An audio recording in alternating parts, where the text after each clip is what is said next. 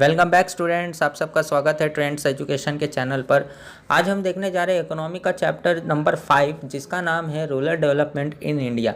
तो rural development in India के बारे में कुछ जान लेते हैं। हालांकि रूरल डेवलपमेंट जो बताया गया है इसके अंदर किस तरीके से हम या फिर गवर्नमेंट जो है किस तरीके से रूरल को यानी कि विलेज को डेवलपमेंट करने में सहयोग कर रही है और क्या क्या इंपॉर्टेंट चीज़ें हैं या क्या क्या इंपॉर्टेंट स्टेप्स है जो गवर्नमेंट ने ऐसे रूरल एरियाज़ को डेवलप करने में लगाया है, तो उसके बारे में थोड़ा बहुत डिस्कस कर लेते हैं। तो देखो इस इंट्रोडक्शन पार्ट क्या क्या दिया गया है। Indian economic is predominantly a rural economic. Economic growth of the country is derived by its rural development. It is true that India lives in village.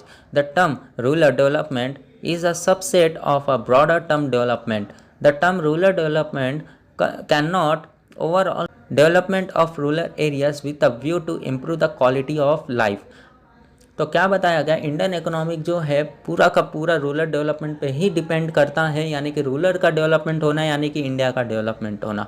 तो इंडिया को जो है विलेजर्स भी कहा जाता है क्योंकि इंडिया का जो है टोटल ही विलेज एरिया ज़्यादा है as compare to urban areas. ठीक है, यानी कि शहरों से ज़्यादा विलेज एरिया है, इसलिए रूरल को डेवलप करना बहुत इम्पॉर्टेंट है। तो यहाँ पे क्या बताया गया है, अब कंपैरिजन की बात कर रहा है कि किस तरीके से रूरल की लाइफ को अच्छी तरह से बनाया जाए अर्बन की तरह। तो उसके हिसाब से कुछ यहाँ पे कंपैरिजन किया है आंकड़ों के हिसाब से। देखो क्या दिया गया आंकड़ा, according to 2011 census the country rural population is 83.25 crore, 68% of total population. There has been a wide consequence that rural development should be inclusive and sustainable in order to alleviate the poverty. तो क्या बताया गया कि जो rural population है 2011 में जो था 83.25 करोड़ लोग रहते थे रूरल एरियाज़ में, जो कि टोटल पॉपुलेशन है उसका 68% ही है, 68.8% ही है। और ये लोग डेवलप करने में सहयोग बहुत इम्पॉर्टेंट रखते हैं क्योंकि इन्हीं के वजह से रूरल डेवलपमेंट होने वाला है। तो गवर्नमेंट ज़्यादातर ऐसे लोग पे ही फोकस किया है ताकि ये डेवलपमेंट कर सके। तो ध्यान देते हैं कि रूरल डेवलपमेंट कैसे हो सकता है। गवर्नमेंट ने इसको 4 पार्ट में डिवाइड किया है। तो रूरल डेवलपमेंट कैसे कैसे हो सकता है, ध्यान देना। The concept of rural development was born in the context of agriculture and it remained for a long time with agriculture development in India. तो बेसिकली जो बताया गया रूरल डेवलपमेंट में पहले से ही जो था एग्रीकल्चर तो इम्पॉर्टेंट रखता ही था, लेकिन इसके अंदर रूरल डेवलपमेंट के अंदर एग्रीकल्चर को भी बहुत महत्व दिया गया है, यानी कि ये रहेगा तो भी डेवलपमेंट करेगा।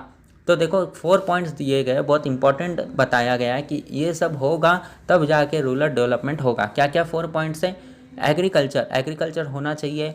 उसके बाद विलेज इंडस्ट्री यानी कि जो इंडस्ट्रीज़ वगैरह होता है जो आपने उसी के अंदर पढ़ा रहेगा स्मॉल स्केल इंडस्ट्रीज़ के बारे में, तो उसी को बोला गया विलेज इंडस्ट्री। इसके वजह से लोगों के पास आमदनी आएगी और आमदनी आएगी तो अपने आप को डेवलप कर सकते हैं, इनडायरेक्टली रूरल डेवलपमेंट होगा। सर्विसेज वगैरह, अब सर्विसेज जैसे कि बैंकिंग सेक्टर आ गया, जैसे कि हॉस्पिटल्स वगैरह आ गया, तो ये सब जो है जो गवर्नमेंट नए नए स्कीम्स निकाल रही है वेलफेयर के लिए, ये सब के वजह से वहाँ पे जो सर्विसेज बढ़ेगी। अब सर्विस बढ़ेगी तो लोगों का जो है वहाँ पे आकर्षित जाएगा और माइग्रेशन कम हो जाएगा। तो वही बताया गया है कि जो 3rd पॉइंट पे रखा गया सर्विस को रखा गया, और 4th है आपका एजुकेशन, यानी कि एजुकेशन भी बहुत इंपॉर्टेंट है। आज के ज़माने में खैर एजुकेशन नहीं होगा तो वो बंदा दुनिया को झेल नहीं पाएगा ईजीली। तो वही बताया गया agriculture, village industry, service and education बहुत इंपॉर्टेंट रखता है ये सब।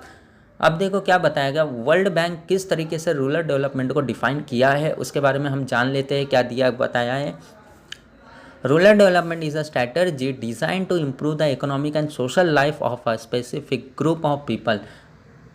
तो क्या बोला है, बताया गया है कि रूरल डेवलपमेंट तब काम करेगा जब इकोनॉमिक या सोशल लाइफ ये दोनों को डेवलप किया जाए वो specific group of people. Specific group of people का मतलब विलेज में जितने लोग भी रह रहे हैं उनको बताया गया स्पेसिफिक ग्रुप ऑफ पीपल। ठीक है, आगे बोला गया है rural development involve extending the benefit of development to the poorest among those who seek livelihood in the rural areas. तो क्या बताया गया यहाँ पर कि उन सभी को मदद करना जो गरीब है और जो अपने आप को जीने के लिए प्रेरित करते रहते हैं। तो उन तक ये इन्फॉर्मेशन पहुंचाकर क्या बताया गया है कि गवर्नमेंट उनको हेल्प कर रहा है और लोगों को डेवलप करने में मदद कर रहा है। ठीक है, इस ग्रुप में कौन कौन आ जाता है? The groups include small scale farmers, tenants and the landless. तो इसके अंदर कौन कौन आ जाता है? वो छोटे मोटे किसान हैं वो आ जाते हैं रूरल डेवलपमेंट में, या टेनेंट्स आ जाते हैं। टेनेंट का मतलब हो जाए तो जो रेंट वगैरह पे रह रहा है विलेजर्स में, तो ये लोग आ जाते हैं इसके अंदर, क्योंकि इनको ही ज़्यादातर ऐसे डेवलपमेंट की आवश्यकताएं हैं। तो वही बताया जा रहा है कि यहाँ पे गवर्नमेंट इन सबको बहुत हेल्प करेगा। वो लोग जो स्मॉल स्केल फार्मर्स है, वो लोग जो रेंट पे रह रहे हैं टेनेंट्स, और जो लैंडलेस है जिनके पास घर जायदाद ज़मीन वगैरह नहीं है। ठीक है, तो रूरल डेवलपमेंट को अलग अलग पार्ट में जो क्लासिफाइड किया गया था, जैसे एग्रीकल्चर सेक्टर, इंडस्ट्रियल सेक्टर और सर्विस सेक्टर। अब जो दिया गया एग्रीकल्चर सेक्टर, अब आपको पता है एग्रीकल्चर कितना इम्पोर्टेंट रखता है एक विलेज एरिया के लिए, एक रूरल एरियाज़ के लिए। तो यहाँ पे क्या बोला गया कि गवर्नमेंट एग्रीकल्चर के ऊपर भी ध्यान दे रहा है, वो स्मॉल फार्मर्स पे भी ध्यान दे रहा है, लार्ज फार्मर्स पे भी ध्यान दे रहा है। ठीक है, एग्रीकल्चर सेक्टर को भी बढ़ाना है, ऐसा नहीं कि पूरी तरह ख़त्म कर ही दे। तो एग्रीकल्चर को भी बढ़ाना है। इसके वजह से क्या होगा? इसके वजह से रूरल एरियाज़ में डेवलपमेंट तो दिखाई देगी, फार्मर्स भी खुश दिखाई देंगे, उनकी भी आमदनी कुछ ना कुछ हो जाएगा। तो गवर्नमेंट अगर सहयोग करेगा तो सब फार्मर्स भी सहयोग करेंगे, एग्रीकल्चर सेक्टर भी डेवलप होगा। और सेकंड जो अब बताया गया था इंडस्ट्री सेक्टर। अब इंडस्ट्रियल सेक्टर का मतलब है कि सिर्फ और सिर्फ एग्रीकल्चर पे ही रूरल एरिया डिपेंड हो गया तो वो कभी भी पूरी तरह डेवलप नहीं हो सकता। इसलिए इंडस्ट्री होना भी बहुत ज़रूरी है। अगर इंडस्ट्री होगा, इंडस्ट्रियल सेक्टर होगा, तो यहाँ पे गुड्स वगैरह बनेगा, गुड्स एंड सर्विसेज मैन्युफैक्चर होंगे, और गुड्स एंड सर्विस मैन्युफैक्चर होने के बाद लोगों तक पहुँचेगा, तो इंडस्ट्री का भी ग्रोथ होगा। अब इंडस्ट्री का ग्रोथ होने का मतलब है इसमें जितने लोग काम कर रहे हैं उन सभी का ग्रोथ होना, जितने लोग भी इसके अंदर काम कर रहे होंगे उन तक जो है आमदनी पहुंचती होगी, आमदनी पहुंचेगी तो वो अपने आप को भी डेवलप करते रहेंगे। तो वही बताया गया इंडस्ट्रियल सेक्टर का भी रूरल एरियाज में डेवलपमेंट होना, इसी के वजह से लोग डेवलप होंगे। और एक इंडस्ट्री डेवलप होता है तो इसके वजह से सिर्फ और सिर्फ इंडस्ट्री का ही डेवलपमेंट नहीं होता, बल्कि यहाँ पे इकोनॉमिकली भी डेवलप होगा और सोशली भी डेवलप होगा। इकोनॉमिकली का मतलब लोगों के पास आमदनी आएगी, वो अपने आप को डेवलप करेंगे। और सोशली का मतलब होता है जैसे एरिया का डेवलपमेंट होना, इंफ्रास्ट्रक्चर का डेवलपमेंट होना, तो ये सब भी यहाँ पे डेवलप होगा। और थर्ड जो दिया गया था सर्विस सेक्टर। अब सर्विस सेक्टर का मतलब क्या है कि यहाँ पे सर्विसेज का आगमन होना, सर्विसेज आना, थर्सरी सेक्टर आना, जिसके वजह से विलेज में बाहर से लोग आएंगे, यहाँ पे कुछ देखेंगे। तो अगर लोग आते हैं, विज़िट करते हैं और विलेज को एक टूरिस्ट प्लेस की तरह देखते हैं तो वो भी फ़ायदेमंद होगा, टूरिज़्म बन जाएगा। रेस्टोरेंट वगैरह खुल रहा है तो और फ़ायदा है, रेस्टोरेंट खुल गया तो, या फिर कंप्यूटर सर्विस वगैरह, यानी कि जो अर्बन एरियाज़ में हम देखते हैं कि जगह जगह पे स्मार्ट जैसे फैक्टर दिखते रहते हैं, जहाँ पे जाओ सब फैसिलिटी मिलती है, वैसी फैसिलिटी अगर एक विलेज एरिया में आ गया सर्विस सेक्टर के लाइन में तो बहुत फ़ायदा होगा। यहाँ पे बिज़नेस को भी फ़ायदा होगा और कंज्यूमर्स को भी फ़ायदा होगा। ओके, तो ये सब इम्पॉर्टेंट है। 3 सेक्टर बताया अभी तक, एग्रीकल्चर सेक्टर, इंडस्ट्रियल सेक्टर और सर्विस सेक्टर बहुत इंपॉर्टेंट रखता है किसी भी रूरल एरियाज़ को डेवलप करने में। ठीक है, अब यहाँ पे कुछ बात कर लेते हैं रूरल डेवलपमेंट इन इंडिया। अब इंडिया में क्या प्लान्स बने गए हैं, क्या क्या पॉलिसीज़ है जो कि रूरल डेवलपमेंट करने में बहुत मदद करता है। तो क्या दिया देखना, rural development in India has witnessed various plans and policy initiated by the government as well as the non-government level. Appropriate strategy for rural development will lead to economic growth and development of a country. क्या बोला गया, rural development अगर होगा तो उसके लिए बहुत सारे प्लान पॉलिसीज़ वगैरह बनाए गए हैं, भले वो गवर्नमेंट ने बनाया है या नॉन गवर्नमेंट ने बनाया है। गवर्नमेंट ने बनाया प्लान पॉलिसी तो गवर्नमेंट के अंडर में आ जाएगा। नॉन गवर्नमेंट मतलब जैसे एनजीओ ने बना दिया, बिजनेस ने बना दिया, गवर्नमेंट ऑर्गेनाइजेशन ने बना दिया कोई रूरल डेवलपमेंट करने के लिए जो पॉलिसीज़ वगैरह है, तो ये भी किस में आ जाएगा, रूरल डेवलपमेंट इन इंडिया में आ जाएगा। तो इस स्ट्रैटेजी की वजह से क्या होगा, इकोनॉमिक ग्रोथ तो होगा ही होगा, साथ में कंट्री का भी डेवलपमेंट होगा। विलेज का डेवलपमेंट होना मतलब कंट्री का डेवलपमेंट होना। ठीक है, क्योंकि हमने पढ़ा है कि जो इंडिया है उसमें शहरों से ज़्यादा विलेजेस है। ठीक है, तो ये सब बताया गया है। अब इसके कुछ सिग्निफिकेंस दिए गए, significance of rural development in India. तो क्या क्या इंपॉर्टेंट है रूरल डेवलपमेंट करने के लिए, सिग्निफिकेंस का मतलब होता है इंपॉर्टेंट। तो पहला जो दिया है पब्लिक हेल्थ एंड सैनिटेशंस। तो क्या बोला गया है, सबसे पहले जो लोगों की सेहत के ऊपर फोकस करो, पब्लिक हेल्थ पे फोकस करो और उनके सैनिटेशंस पे फोकस करो। ठीक है, सैनिटेशंस का मतलब क्या होगा, जैसे वॉशरूम वगैरह हो गया, तो पब्लिक हाइजीन वगैरह हो गया, ड्रिंकिंग वाटर वगैरह हो गया, तो उसके ऊपर फोकस करना। ठीक है, तो उसी को बोला गया पब्लिक हेल्थ एंड सैनिटेशन। बाद में दिया है literacy rate in rural area. ज़्यादा से ज़्यादा एजुकेट करो लोगों को। अगर ज़्यादा से ज़्यादा एजुकेट होंगे तो इसके वजह से क्या होगा, इनडायरेक्टली रूरल एरियाज डेवलप करेगा। तो यही बोला गया है, लिटरेसी रेट को भी बढ़ाते जाओ, एजुकेट करते रहो लोगों को, रूरल एरियाज़ को, वहाँ पे नए नए फैसिलिटीज़ लेकर आओ जिसके वजह से लोग प्रेरित हो और अपने अपने बच्चे को या फिर जो एजुकेशन करना चाहता है उनको वहाँ पर भेज सके और एजुकेट कर सके। नेक्स्ट है एम्पावरमेंट ऑफ वुमेन। अब यहाँ पे एम्पावरमेंट ऑफ वुमेन का मतलब है कि वुमेन्स जो है, वुमेन्स हो या मेन हो, दोनों के अंदर इक्वलिटी होनी चाहिए। जो मेन कर सकता है वो वुमेन भी कर सकता है, यानी कि इसके अंदर कोई भी डिस्पैरिटीज़ नहीं होनी चाहिए, डिफरेंस नहीं होना चाहिए जेंडर से रिलेटेड। ठीक है, तो दोनों को ही इक्वल सम्मान दो जिसके वजह से आगे वुमेन भी बढ़ सकते हैं और अपने आप को डेवलप कर सकते हैं और कंट्री को भी डेवलप कर सकते हैं।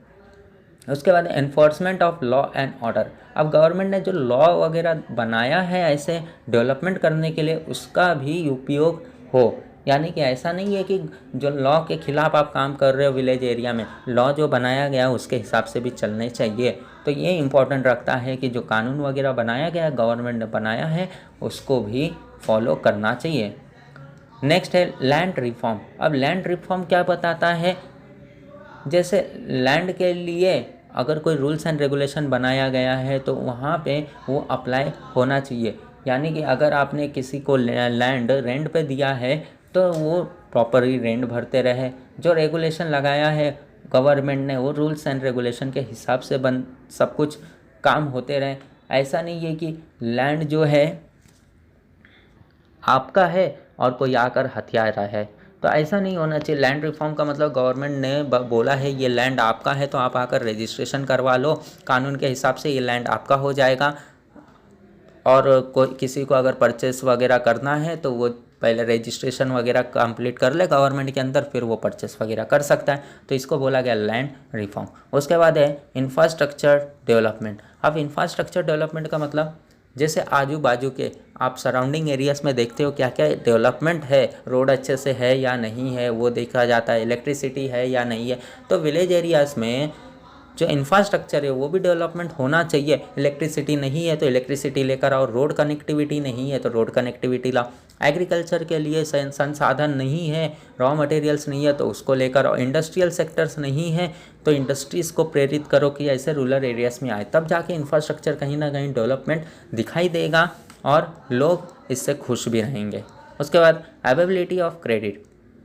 अब अवेलेबिलिटी ऑफ क्रेडिट का मतलब क्या, जैसे कोई फार्मर है उसको लोन वगैरह चाहिए तो लोन के लिए भी अवेलेबल रहना चाहिए ऐसे बैंक्स। तो जो बैंक्स है बैंक्स भी अवेलेबल होना चाहिए वैसे विलेज एरियाज़ में, जो सिर्फ और सिर्फ फार्मर के ऊपर फोकस करे, एग्रीकल्चर के ऊपर फोकस करे, स्मॉल बिजनेस के ऊपर फोकस करे, स्मॉल फार्मर्स के ऊपर फोकस करे।